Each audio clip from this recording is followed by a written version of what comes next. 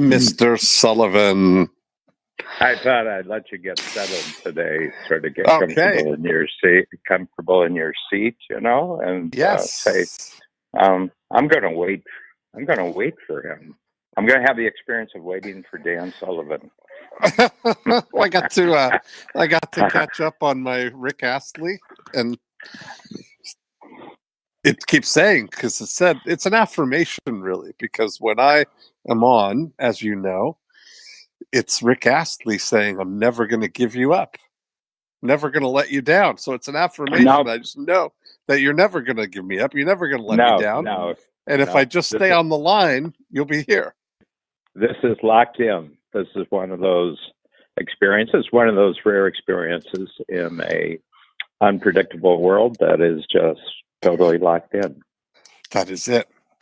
Well, I have been, I was out in California since last time we spoke, and I was out in Phoenix, and it feels like, we did not talk last week because... no, I was in Chicago. I was flying last that's Sunday.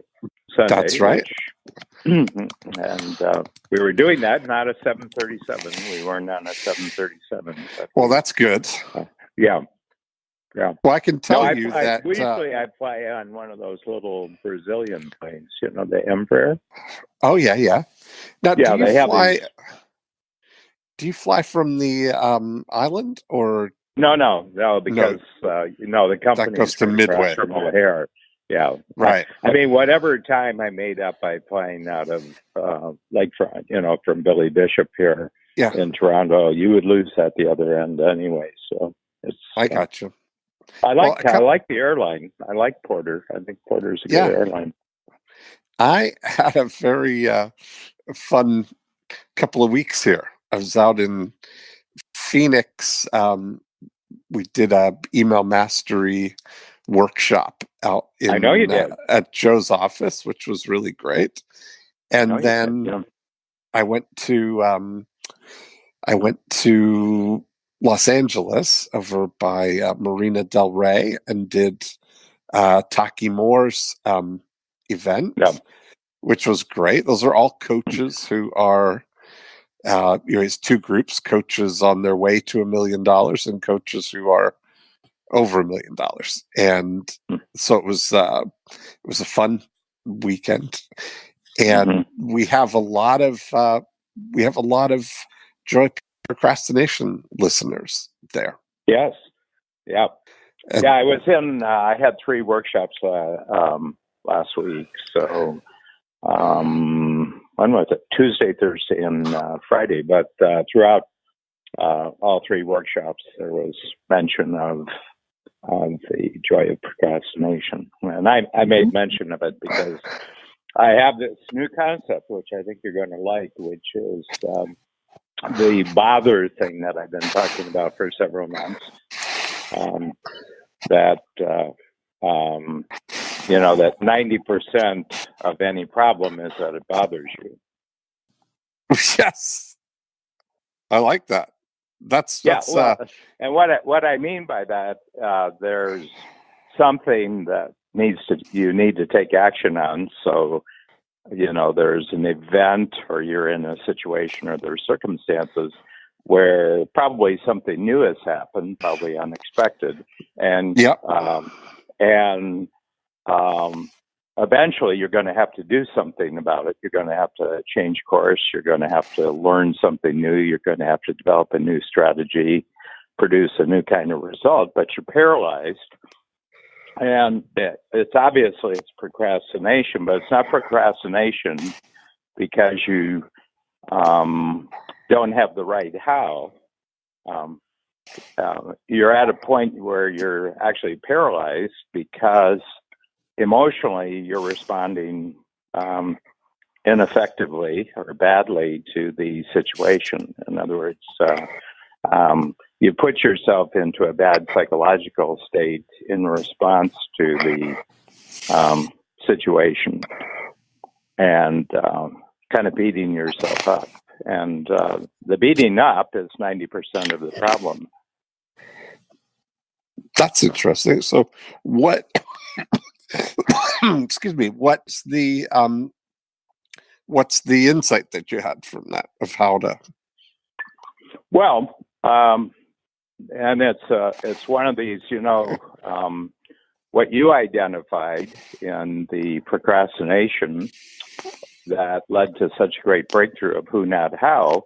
You said, when I procrastinate, I have to say, oh, I'm procrastinating. That means I'm not the who does the how. I have to find another who to do how.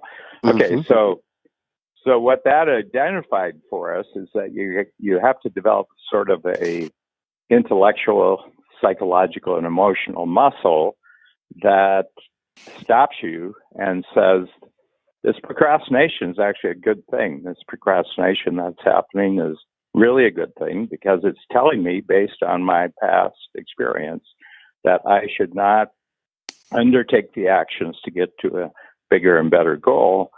Bigger and better goal is great, but I now need other who's who will help me with the how. And this is a psychological, this is a new intellectual, psychological, imaginative capability. Yes. And what I'm saying with the this thing of being bothered, and bother really has an emotional hit to it. Bother really means that you're kind of isolated with a negative feeling.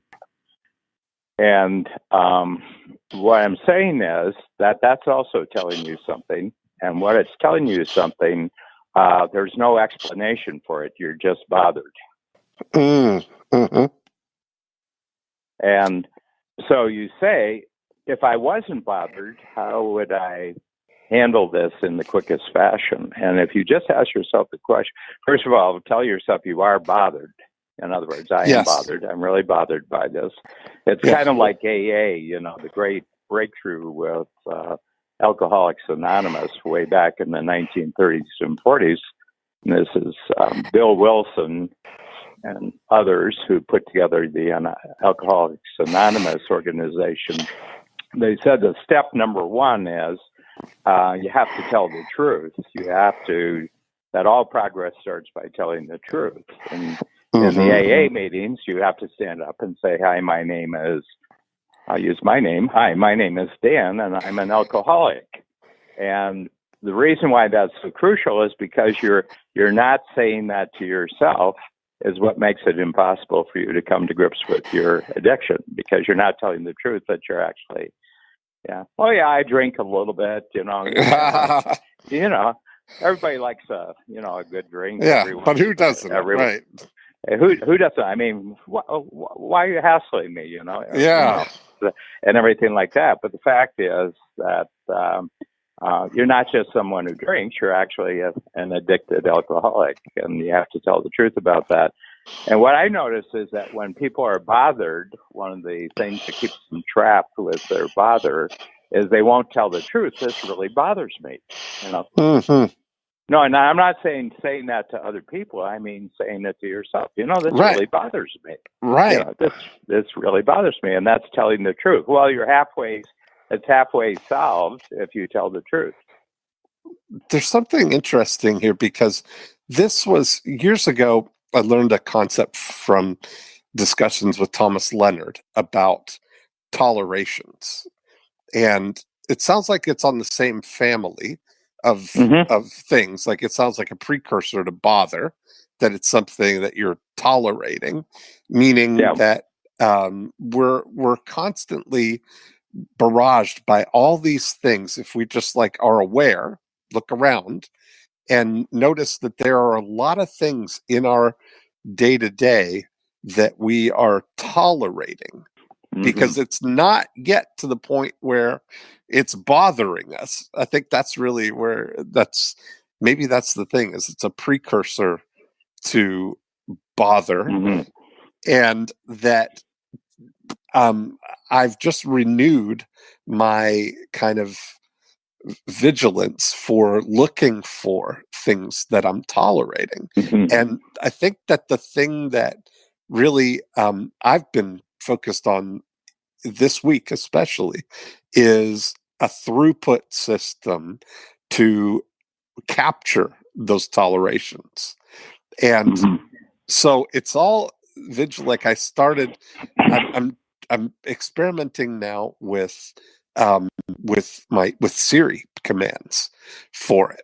So saying to Siri, like, remind me, as a way of saying, like, I don't want to, I want to document that this is bothering me. Let's say that this is something that's on there. So I was like, just took a little bit of time over the last few days to have an awareness of things and train myself to say and get this list. So like yesterday's going through the day, I was getting in the hot tub and I've thought, you know what, this hot tub cover is cracked and I need a new cover. It's not broken. It's not, anything that's crucial, and it does not to the point where it bothers me, but I'm tolerating it. It's not perfect.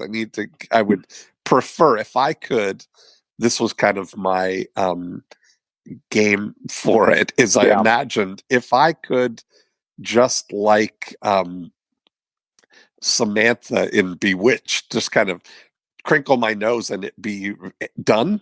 These are the kind of things that I would fix instantly if I had a magic wand for it. So I start saying, Siri, hey Siri, remind me to get a new hot tub cover.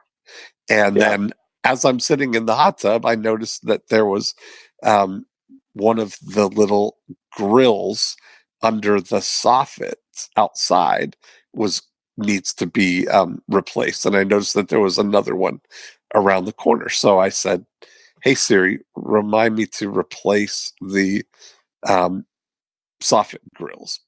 And I'm just starting to like pay attention. And as soon as I say it, hey Siri, and then remind me, I just need better.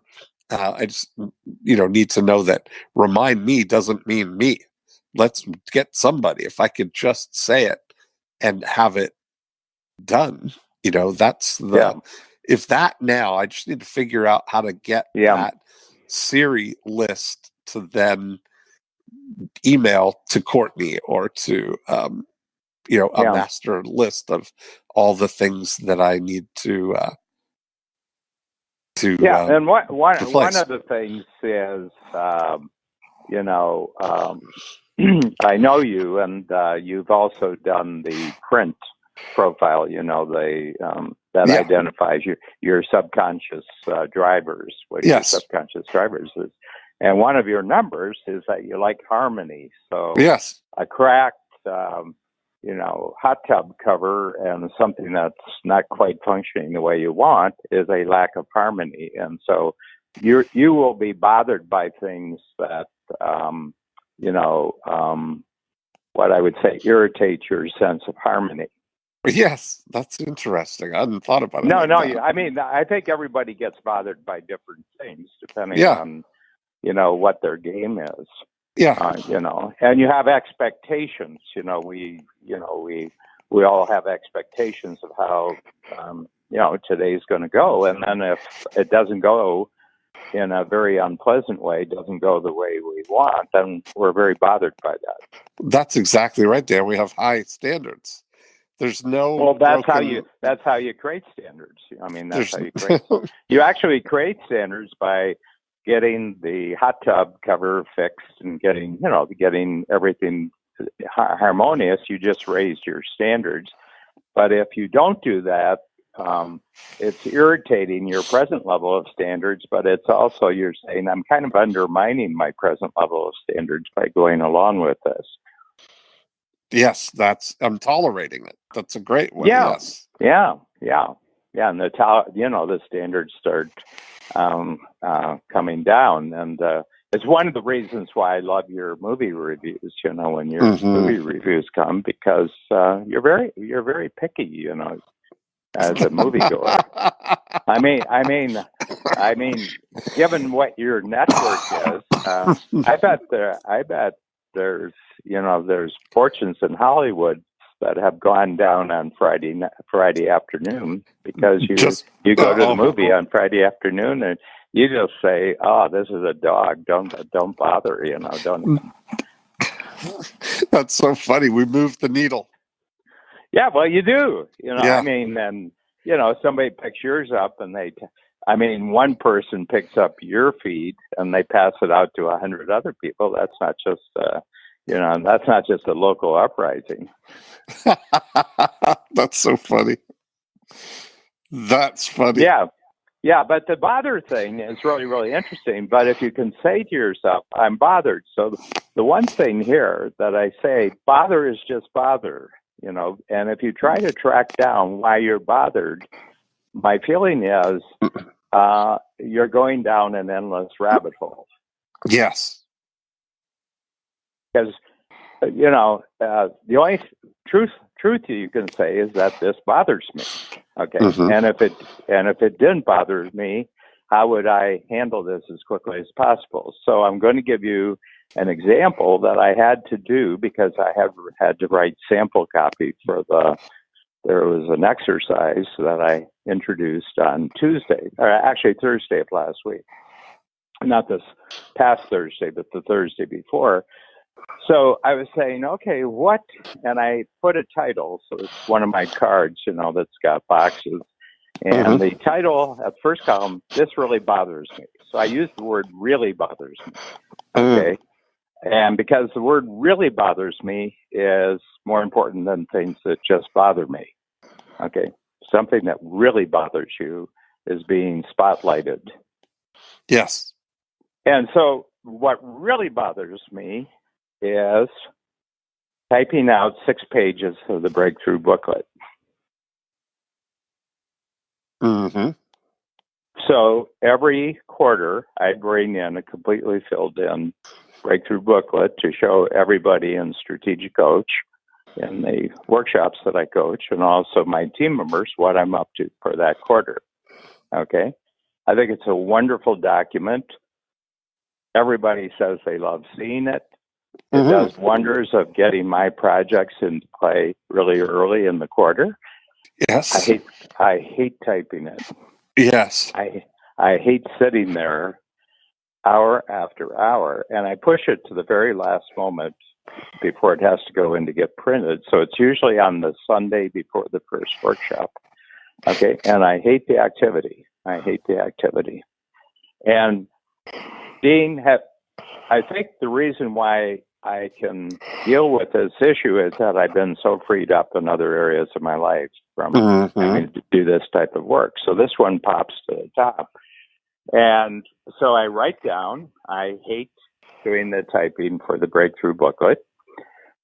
And it says, if this did not bother you, how would you handle it quickly? I said, what I would do is I would use Otter AI, the transcription service.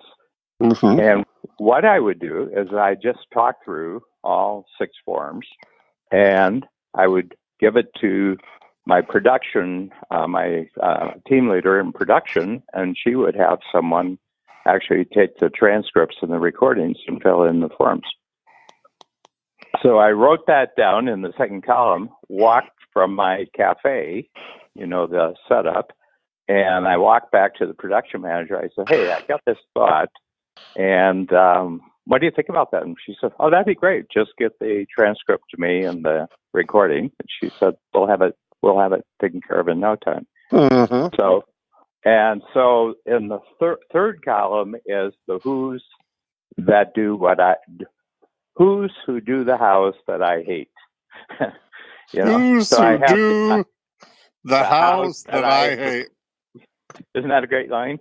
Yes. And it's not that I don't like doing, it's that I hate, because hate has, more truth to it because I do hate it.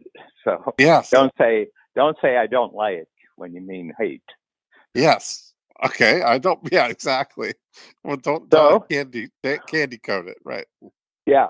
So the time that it takes me to type in counting time for procrastination breaks is about 7 hours to get 6 pages finished. And I really have to gruel through it. I mean, it's grueling. And so on this one, I hadn't done this before, so it took me, a little bit to get used to the going through and just talking out the whole thing. But it was an hour and 32 minutes total. Total transcription time was just a little bit under an hour. And I got through it, and I just rolled through the whole thing Monday morning, put it in. 5 hours later, we had the completed document completely filled, and there were about 3 or 4 little adjustments that I had to go back over when I got back the trip. And so I just handled it. So here's the thing, Dean, and I don't know if you noticed that. If you have in the past committed yourself to doing something you don't like, yes, obligated yourself. You didn't commit. You obligated yourself to something you didn't like doing. Your brain automatically extends that as far into the future as possible. To amplify the mess. In other words, what I mean, in my brain, because I've locked it in, you always have to do the breakthrough booklet. And I plan to be doing workshops for the next 25 years. Part of my brain says, yeah, and you're going to have to do this every quarter, 100 quarters into the future. This grueling activity, that's going to be part of your future. Wow. Yes. And now you don't even, that almost like you stop looking. Well, your eyes only see and your ears only hear what you're looking for, right? Yeah. So it wasn't just I freed myself up for this one event. I freed myself up from 100 events. That's so great. Yeah. So you've who'd up. Well, what did you do with the who's? How did you fill in that column? Who's who do the hows that I hate? Well, Christine Nishino, she runs production for all materials they can produce. And then Carrie Morrison, who's my editor, she's the one who did all the transcriptions. And then the artist who, puts it, make sure that the materials are, they look right and everything's right. So that I just put their names down. Yep. And the thing about it, immediately I said, since I actually like this activity, I might do it a couple of weeks earlier rather than wait until the last moment. So all of a sudden, once you solve a bother, it's kind of multidimensional. The good reward you get from doing that. Yes. Well, first of all, you get the psychic release of not having all that energy wrapped up in it. Mm-hmm. Mm-hmm. Yeah, and then the practical time. I mean, you've got six extra hours. Yeah. Per incident. Yeah, and then you also, and here's another insight I had, is that there's the actual time you free up. Okay, this is the activity time you free up. But there's also the beforehand dread time that you free up. Right, the time that you're avoiding it. That's the absolute truth. I call it dread time. Yes. Time. Yes. Yeah, so it's very interesting. I wonder how much dread time. I wonder what the ratio of real time to dread time is, because it feels like it may be 1-to-1 or even more. No, I think it's about 5-to-1. 5-to-1. It's like an iceberg. Yep. Yeah. The tip. Yeah. I think the amount of time you spend dreading and not acting is actually probably about 5-to-1. Yes. To when you actually get into it. Yes. Well, that's a pretty amazing breakthrough right there. Yeah. And it really hit home because so many of the clients, they had this on their mind when they came into the workshop, and they were coming into their workshop to get clear about their next quarter, but it's not necessarily true that they would have dealt with a bother that was really bothering them during the 8 hours of the workshop. Yes. Wow. It's kind of funny, Dan, that's been the focus that you had, and then for me to be thinking about the tolerations at the same the same time, because it's a similar it's a little earlier in the process. We're members of a resonant species, Dean. I think you're right. Absolutely. Yeah. Well, that's so you've already started now. This is kind of what I miss about not being in Toronto for the first workshop. For the first workshop, is that now it's already kind of out there by the time I get to it. I've got a few more couple of more weeks before I get down to up to Chicago. Well, you'll probably tolerate this for a while. I'll probably tolerate it, yeah, and then figure it out. Wow, that's so funny. You wouldn't solve it in winter. No, that's true. Only in the summer. I'm going to be. I'm going to come for a workshop. Summer solution. I'll be there for the first workshop in June. That's for sure. Oh, good. Yeah, that's good. Yeah. So anyway, that was really, really great. And the other thing, I'm giving you a little preview. I'm giving you the trailers here. Yeah. I came across something. We're changing channels here. Okay. In the middle of the conversation, but I had never zeroed in on this, and I was just fascinated. I spent about 2.5 hours last night investigating this on the internet, and it came up because we have Pandora, the music streaming service. Yeah, I love that. All of a sudden, I heard this song, and I went, and it's the Ronettes. The group was Ronettes, and it was "Be My Baby." Okay. And I just really, really loved the song.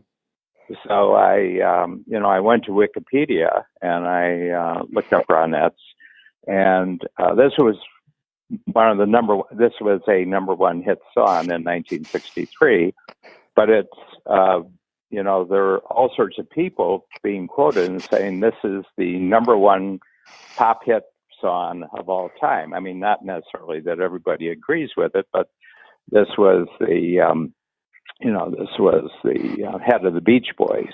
The Beach Boys saying, he says, if I could have ever written a song like this, he said it would have been the greatest thing in my life. He said, this great song. And it's just got a very, very compelling orchestration to it. And it's by a guy named Phil Spector. Do you know Phil Spector? Yes, I do. Yeah, the Wall of Sound. Yeah. The Wall of Sound. And then I went to the Wall of Sound. And then there's whole documentary videos on the Wall of Sound. And, and that everybody, including the Beatles and, and everybody made their visit to Phil Spector's studio. And he said, I consider the studio to be an instrument. It's actually a musical instrument. And I went into the whole thing, and what delighted me, one is that I never knew this. I never knew this. And then I would listen, and I listened to a session where they had a session. It was about 10 minutes long, where he was putting it together, the song. And one of the things is that if you were in the studio and you were one of the musicians, it sounded like just a massive tornado of noise to you, because he had a lot of instruments. He had instruments. Actually, Sonny and Cher were backup singers for that record. They were. Is that right? Wow. Cher was 17 years old. Yeah, I didn't realize that.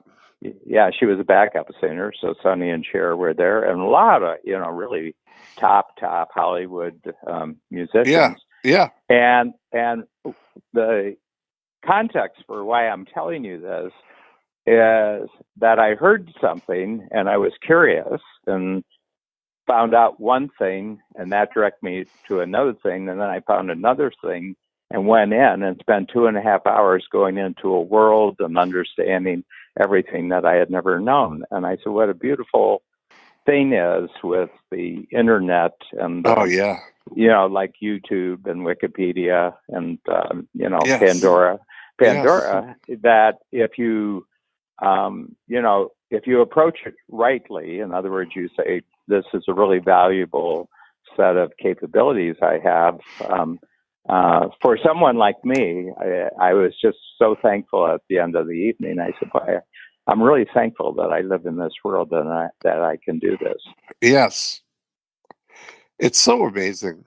That I was fascinated with Pandora right from the very beginning, because that was driven by what they were calling the Music Genome Project, where they would, people would, almost like check boxes, like have a, male acoustic guitar, all the similar things. So if you like this, you like this. Yeah. And that's I think what you're almost saying is that led to something similar like that information wise. Yeah. Like when you go down a vein, that if you like this, well, Phil Spector. Yeah, and then at the end I discovered that he's been in California State Prison for the last 10 years for second-degree murder. He killed somebody at his house in 2009, and he's, as far as I know, he's still in. Yeah. And, so, you're saying you didn't even know that he existed up until last night? Wow! I didn't know Phil Spector at all. Oh, gotcha. Okay. Yeah. So, what was my life right then? Well, I was scrambling, right out of high school, and I wasn't paying much attention to music or anything like that, but I was just blown away by the orchestrations. The wall of sound thing. It was almost like symphony orchestra for rock and roll. Yeah. Wow. Well, that's interesting. That was, and then George Martin, of course, who really took the orchestrations for the Beatles. Then you listen to George Martin, and he was a classical musician and arranger and everything else. Yes. But you don't know who influences who, but there is some people that when they're successful, they give permission to a lot of other people to go forward with ideas that they previously had, but didn't really try out until they heard somebody make a breakthrough. Yes. It's, I heard Donovan on I love Donovan. Okay. I love Donovan. And that guy really struck me as a very, very thoughtful student of music. He's really, he was saying to Howard that he knows basically every form of music that there is that he has studied. He's been in this. And that Howard was asking him whether he ever felt like resentful that he didn't get the level of fame that the Beatles got, and because he was a big influencer on the Beatles. And he was saying how he basically introduced all these minor chord progressions to the Beatles, and that was like a shift from their well, it was almost like, there's been a lot of renditions of the Beatles music that's been put into other genres. And one of it that lends itself very, very well to is Baroque, like Baroque music, time of Bach. Yeah.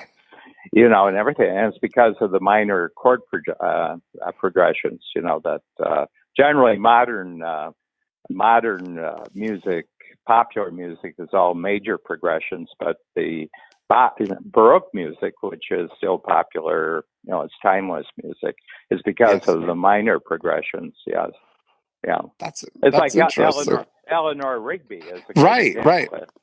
Eleanor Rigby, and it's just you can put cello and Baroque orchestra to it, and it sounds like it came out of the 1600s, 1700s. Yeah. Well, I saw, Dan, just as an aside, I already know I'm giving this movie thumbs up because it's the best premise for a movie that I've heard maybe ever. It's a movie that's coming out called Yesterday. And it's about a guy who was a musician and struggling and was about to give up, and then had he was hit by a car at the exact moment when, for some reason, all the lights go out all over the world. And when he goes into a coma, he comes out and he's recovering. His girlfriend gives him a guitar and they're at a picnic, and he starts playing Yesterday on this acoustic guitar. And the girlfriend and everybody at the picnic is saying, "That's the most beautiful song I've ever heard. When did you write that one?" And it turns out that he's the only person in the world that remembers the Beatles. And so he becomes this huge recording artist because he's got all the songs that nobody's ever heard. Oh, yeah. I thought, what a great concept. Yeah.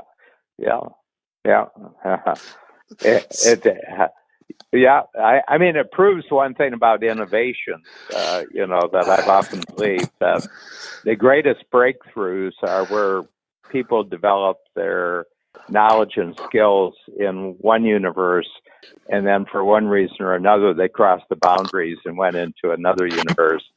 And none of their originality was influenced by anything in this new universe. So it's all original, and it just strikes people. That's smart. Yeah. That's smart. Yeah. For example, the golden age of Broadway musicals is generally considered from around 1940 to probably around 1970. Rodgers and Hammerstein, Lerner and Lowe, Gershwin, George and Ira Gershwin. Yeah. And when you go back and study these people, a lot of them came from Europe and they were classically trained, and their whole, future was to be classical musicians, composers, arrangers, and everything. But because of the troubles in Europe, they emigrated to the United States, and Americans just don't care for classical music. Not as entertainment. They might go to, and all of a sudden, what they do with that, and they had to translate it into popular entertainment, but they had these gorgeous, they just have phenomenal musical skills and everything. That just shows you. So that when you go to musicals now, there's nothing original about the people because they're trying to be like Rodgers and Hammerstein, or they're derivative. They're no longer original. Right. And I mean, I haven't seen a good musical that matches up with my memory of great musicals. The last 25 years. I mean, you go and you say, "Oh, wow, yeah." I mean, well, that's probably why. That may explain why Hamilton was such a hit. Just from being a original, coming from not from that vein, coming from from hip hop. Exactly. Yeah, and the subject matter was unusual. Like what a juxtaposition of this forgotten founding father, really, with the most contemporary music. Yeah. I think that's probably you're absolutely right. And but anytime you do a switchover like that, you come across the line. I mean, none of us. I mean, if you look at yourself, you look at me, you look at the other people we know in the entrepreneurial world, the other people in the marketing world. None of us intended this when we were like 18, 19, 20 years old. Right. Yeah. No, you're right. It evolved, right? Well, no, we were out trying to make a living, and we tried this and we tried that. I was going to go into theater. I mean, my great love was theater, and and then I'm reflecting one day in the workshop about a year ago, and I said, "Well, I kind of do have my theater." That's true. Yes, that's true. You put on a new show every quarter. Mm-hmm. And I'm the To a producer. subscription. I'm the producer. I'm the director. I'm the writer. I'm the performer. The star. That's right. Yeah, I said, it really struck me that that desire, that early desire, kind of worked its way through all sorts of different circumstances. That's funny. Yeah, Dan Sullivan in how many quarters has it been now? 40 years of. No, I just began my 118th quarter. 118 quarters. That's amazing. Yeah. That's something. I had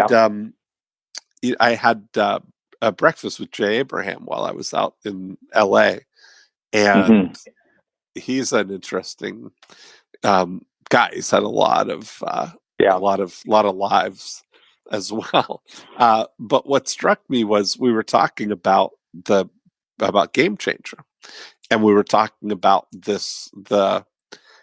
my kind of interpretation of my role now as a venture collaborist, and that really is that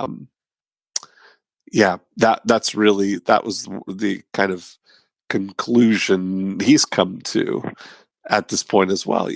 He's 70 now, just turned 70, and but that's been the biggest wins in his life have been from the biggest collaborations like that. Yeah, and I think it's when a lot of people start getting an idea at the same period of time, it means that there's been kind of a tectonic shift. Yeah. Everybody talks about inventions like Edison with a light bulb. Yeah. But within about a 13-year period, there were about 7 or 8 inventors around the world who actually came up with the light bulb. And unbeknownst to each other, these were isolated inventors that came up with it. And it's probably because the world needed more light. Yes, that's all driven by that's a great idea. That's funny. No, and I think that venture collaboration is starting to occur to a lot of people because the world needs a lot more of it. And it's certainly easier than ever to organize these collaborations as one. Just the ability to be geographically irrelevant and still be connected effortlessly. Yep. There's no better time for it than right now. Yeah, and I'm really struck by how much my development of the Game Changer workshop is going much more quickly than my development of the Signature program and the 10 Times program before that, because of the Zoom technology. Because I have 7 Zoom conferences scheduled in between 90-day workshops, so we've got them out. We've got them scheduled 28 events out. So we finish one quarter and we put 7 more and say, if you want to just check in with us for an hour, come on in and, and we'll have a conference. We'll have a little Game Changer conference. And my ideas really, really get developed much more quickly and more deeply through the quarter because I have 7 check-in points and, probably 7 meetings. They encompass maybe 20 different people who are talking. Some of them come to 3 or 4 of them, but, and some don't come at all. But I can check out ideas. I say, I got this idea. I just wonder what you think of it, and then we'll have a discussion for a half hour. Now, I would say this, that my confidence about developing the program has been enhanced enormously by the fact that I have this technology, which I didn't have earlier in my coaching career. I didn't have that technology. Yeah. And I think there's something to that where people are able to check in. I have a podcast that I do for our real estate agents called Listing Agent Lifestyle. And I did an episode yesterday or this past week. And it was a new member, somebody who's kind of new to Go Agent, but had been around and been listening to the podcast for almost a year. And what was really interesting was I've been doing within the podcast a little intermittent series where I'm bringing Diane from my office, she runs our Go agent, client stuff. And she is also, now we're running our programs, our Getting Listings program, our World's Most Interesting Postcard, all that stuff with her as a real estate agent and documenting everything. And so I've had her come on maybe once every 6 weeks, and we do a recap of what's been happening since we've been implementing all the stuff. And so it's getting to the point where she's kind of reaching, all the things are coming to fruition now. She's getting, all these listings are coming out. Things are happening now. All the seeds that we planted, months ago are now being harvested. And what this gentleman said that was a real light bulb for him was that he's been listening since before we introduced Diane to the podcast. And so he's been watching all of this, and he knew about these things and he didn't do it. Yet here we are. We started since after he knew about it. We started with Diane.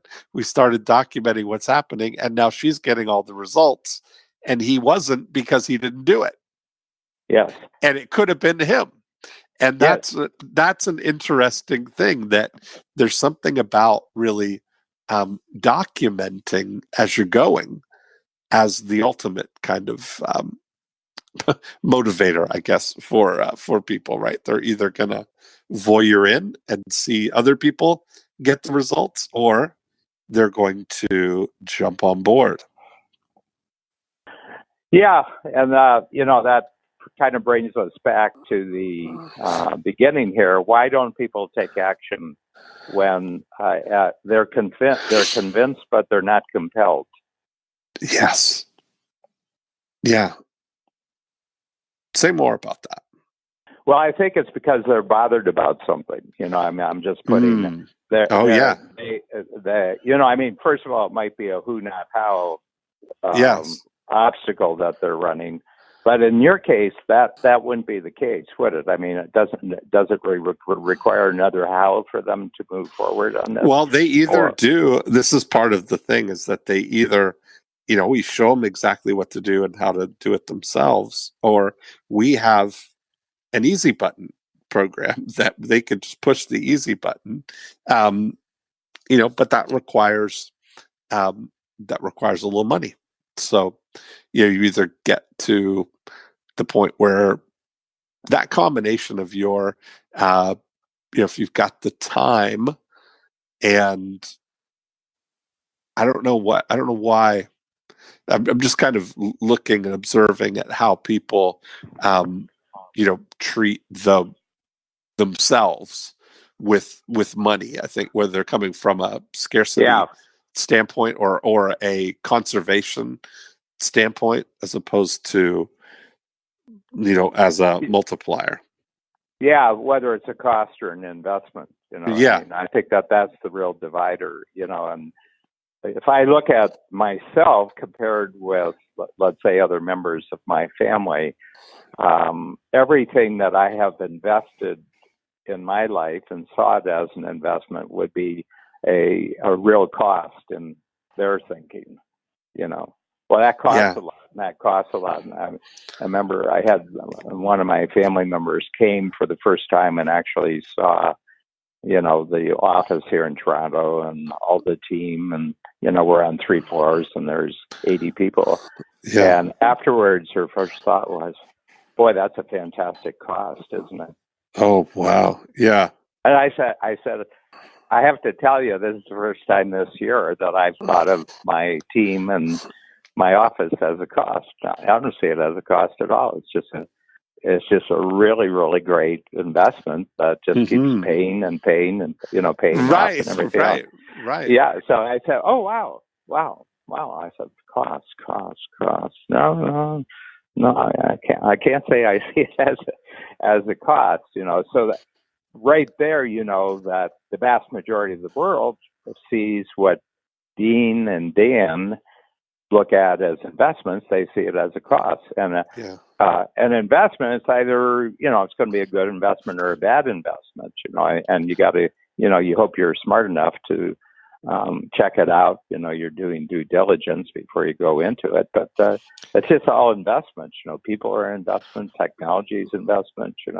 Everything's investment, and then trial and error, and positive experience, negative experience. You start getting smarter about what constitutes and how far to go in. Do you make a big investment, or you just make a little investment to test out the trail and everything else. But I think it's probably has a lot to do with whether they would see anything of investing in themselves as an investment, or they see it as a cost. I think you're right. It's funny. Joe Polish and I had David Bach on our I Love Marketing podcast last week. He's got a new book coming out called The Latte Factor. And it is, he sent us an advanced copy. It's amazing, like really well done. It's a parable. And it's, I wrote a testimonial for it. Oh, perfect. Okay, good. Yeah. Which was kind of fitting because in strategic coaches, where the first thought for the automatic or women finish rich came from. That's where he developed it. Yeah. And we talked about that on the podcast actually. But I thought about his idea of, you're richer than you think as a concept of just looking at all the money that you're actually kind of just frivolously spending that you could kind of reallocate for other things, and what a difference it actually makes. And I started thinking about that for our 10-minute units, that there's so many of these that we are that we're going through our time, with so many that we waste and so many that we frivolously spend. It's been a fun week. I've been kind of going through the week consciously trying, and I can't get through a full day with this yet, but I try and bring my attention back to it, is I'm trying to go through a couple of days, or at least periods of time, where I'm consciously thinking like with a metronome, kind of going through with this 10-minute thinking that each beat is a 10-minute Jackson, and and I start to what I find with that is that I find it really helps in the transitions. If I have this awareness of things, that there's often things where you can kind of mindlessly get sucked into what could be, an hour or more of just, surfing online or doing some, or, going on a loop of things, and just bringing it back to having this awareness where I can set kind of an intention for a future 10 minutes, like, okay, 10 more minutes, and then I'm going to do this. And I've been kind of getting my time telling abilities better, to be able to know, like, how long does it take to do certain things. So I know now to schedule my podcasts and schedule things. I know that that 2 units is a luxurious amount of time to eat a Fuji apple salad from Panera.